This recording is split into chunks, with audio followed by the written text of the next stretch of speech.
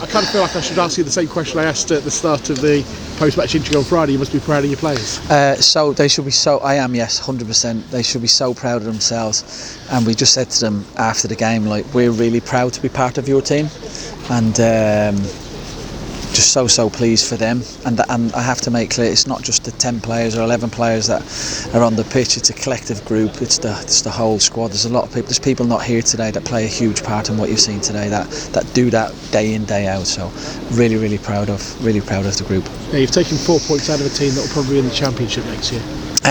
Yeah, they're outstanding. Super impressive. We may have caught them off guard at Portman Road a little bit, but it was clear they came well prepared today. And I just mean caught them off guard and how resolute and defensively good we were, because we'd been quite aggressive in our press and how we wanted to play at that point, and we hadn't changed that long. So they've got some great players. Then, you know, young Cameron Humphreys, who come on at the end, like they've got a real talent there. So you look at the players they're bringing on, a bit like Bolton. Yeah, they're top draw.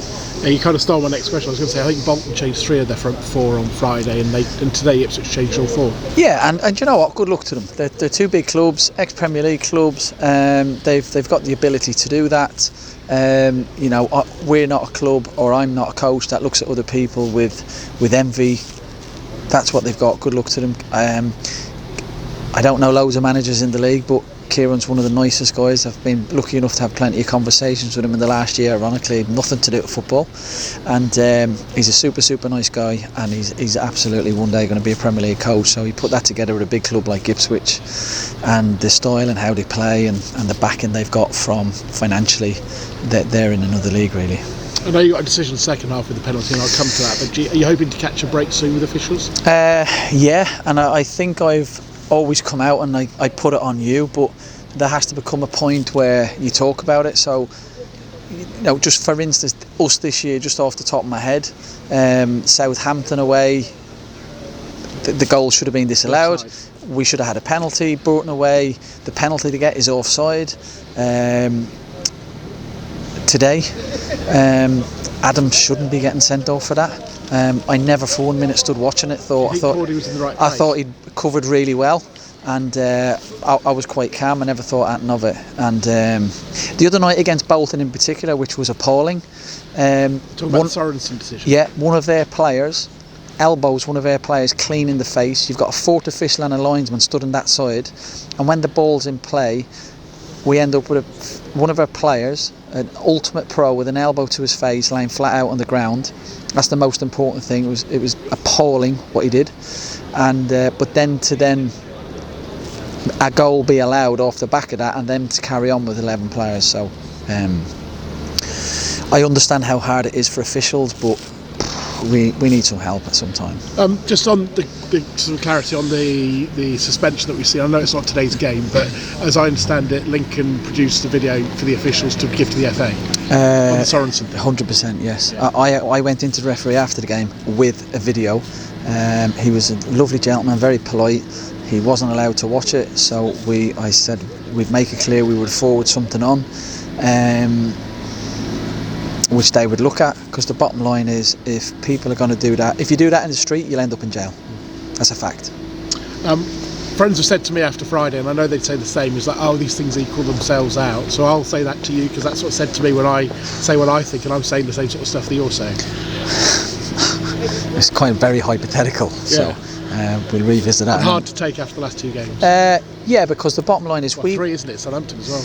Yeah, but if you look at the last 2 games, we've played 10 men for 90 minutes against Bolton and Ipswich.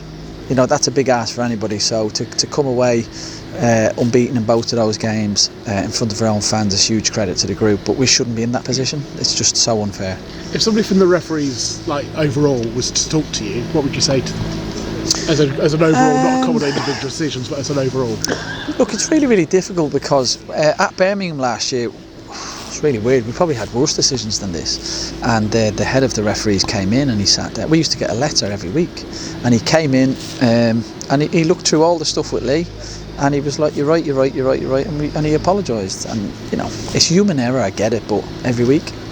And is it consistency as well on decisions that are made?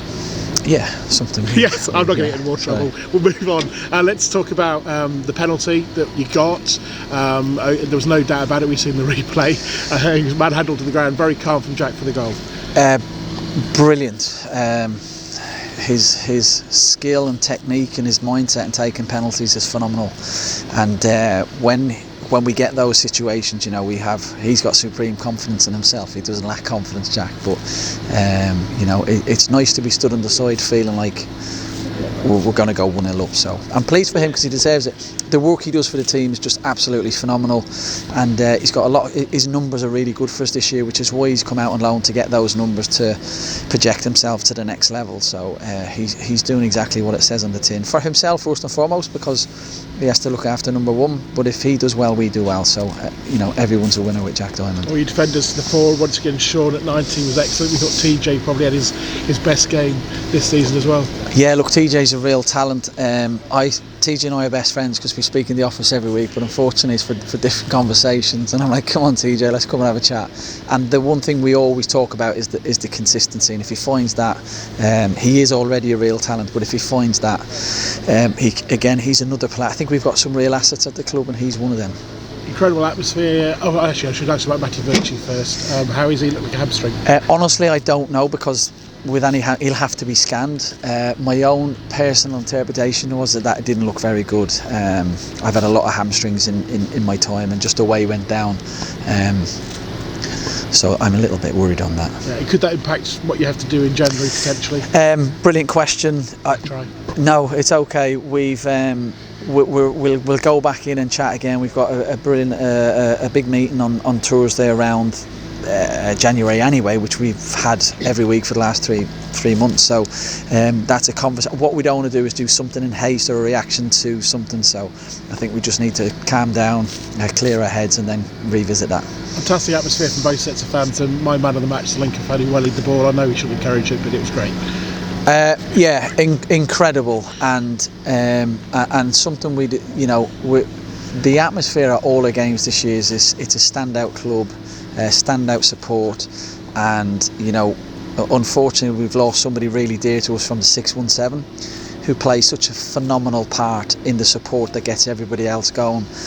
And I think what you see from our players today is a representation of what we see at the club and from our fans, and what they give us and what they bring and the support they bring. So huge condolences to the family of the gentleman that lost his life, and I hope the performance was a reflection of himself and his 617 team, and the people that come in week out. We as players and a head coach, we're really, really proud of our fans, and so condolences about that.